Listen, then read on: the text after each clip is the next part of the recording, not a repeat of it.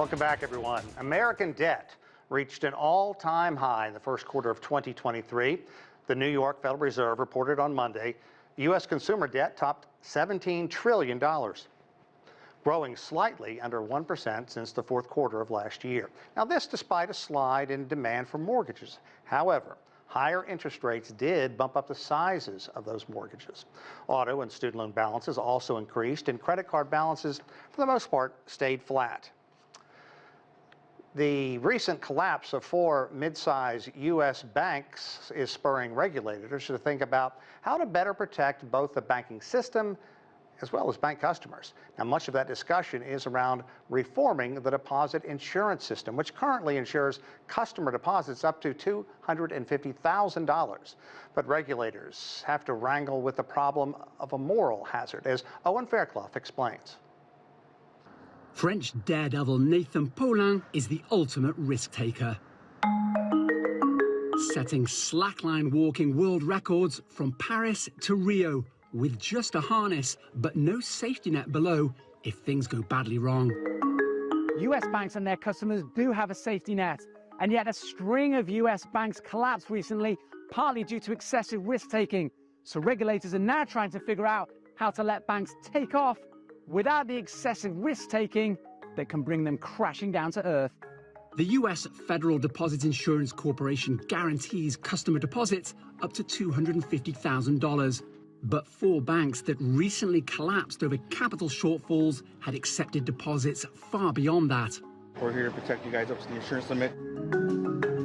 At Silicon Valley Bank, around 90% of deposits exceeded that threshold. Panicked customers bankrupted it by withdrawing around $40 billion in just one day. Nerve-wracking. A little scared. SVB grew too fast, too quickly with uninsured deposits and made risky investments with that money. Regulators admit they knew it, but failed to curtail those risks. So the FDIC is considering how to reform its system with 3 options on the table. 1, maintain that $250,000 insurance limit.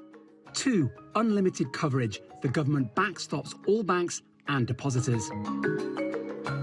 But some lawmakers think this will only incentivize banks to assume even more risk because they're not accountable for losses. That's known as moral hazard. Wealthy elites do anything to make a quick profit and pocket the rewards, and when their risky behavior leads to catastrophic failures, they turn to the government. The FDIC prefers option 3, targeted coverage. This would provide higher protection for deposits used in everyday transactions, but lower protection if deposits are used to invest, so those investors would take responsibility for their risks. But the FDIC admits working out which accounts are used for which purpose is difficult. And just as Nathan Paulin is always looking for the next challenge, some experts warn that no matter the restrictions, banks will always push their own high wire act too far in the pursuit of profit. Owen Fairclough, CGTN, Washington. Okay, let's take a closer look at this issue. We're joined by John Tamny, the editor of RealClearMarkets and the author of The Money Confusion. John, thanks for joining us. Thanks for having me. I really thought Owen's story there was right on, well thought out, and really kind of got into things. First, let's explain where the FDIC came from, why this coverage is out there, and why the $250,000 may be somewhat outdated at this point. Well, the FDIC was a consequence of the 1930s when there was a lot of bank failures in the late 20s and early 1930s. And so the idea was to make people more trusting of the banks.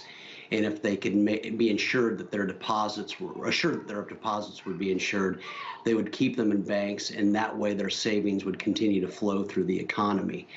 About the $250,000 limit, I think the better way to look at it is imagine if there were no FDIC. If so, we'd be getting calls within days from insurers offering to insure our deposits. They would do it for a very low fee because banks, by definition, can't take big risks.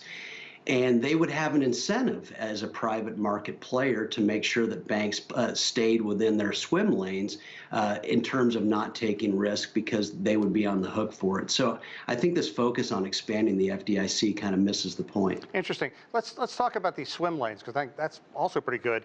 And how these medium-sized banks got into trouble. They wanted to be basically concierge banks, and when things were going great, they were able to take care of their well-heeled clients. They had a lot of money in the bank, but then as things began to turn down and these customers could make a lot more money taking their deposits elsewhere, it seems that's where everything got tripped up, and then it just fell off the table very quickly.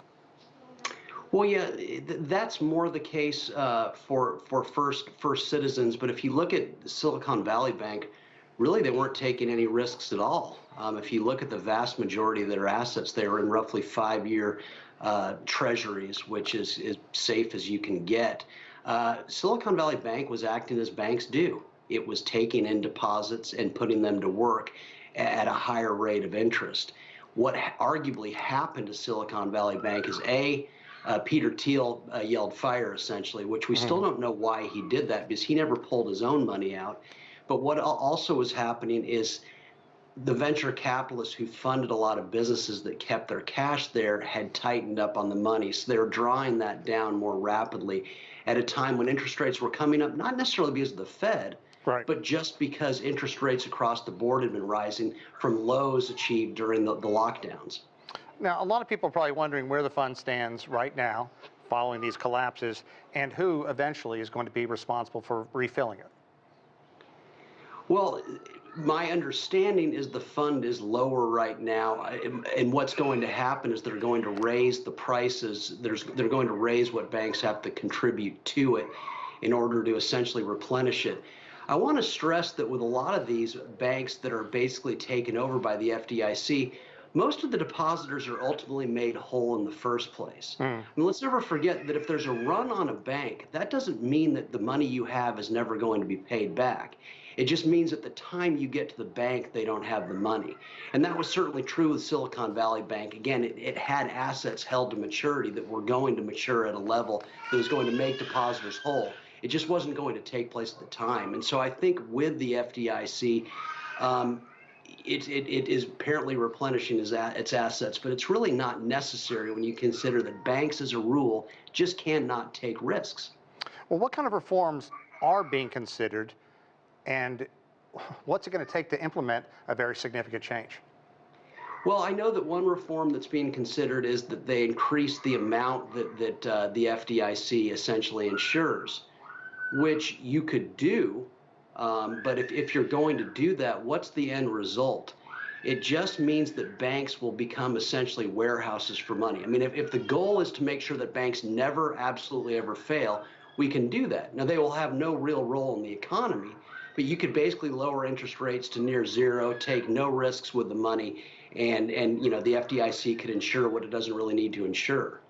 So you can also basically remove the FDIC from all of this, and I think you'd see a healthier outcome. Wow. Really? Banks, once again, it's not in their business model to take big risks, but at least with this, you'd have insurance companies and private entities behind these deposits and making sure that banks don't take any big risks, simply because if they do, they'd get in trouble with the insurance company. Okay, John, let's look ahead to tomorrow's hearing with the bank executives and what kind of expectations we could look for.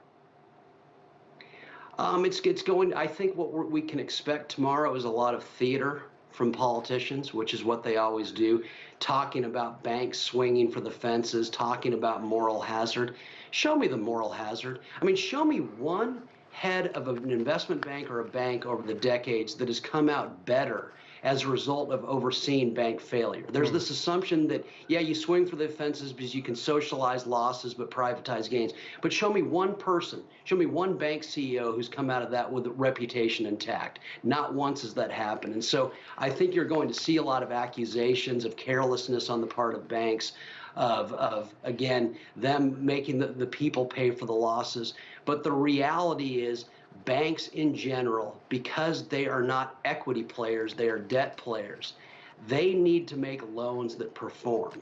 And on the rare occasion they don't, that's their big problem. This wasn't the case here. I think Silicon Valley Bank was a unique situation.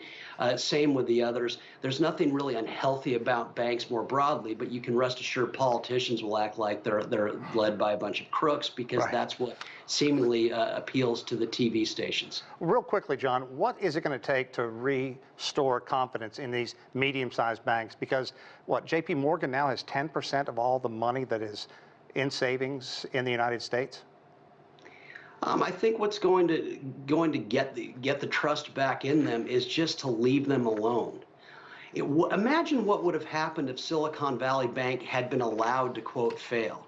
There were so many banks out there that would have gradually taken on what was a great franchise serving very high net worth clients.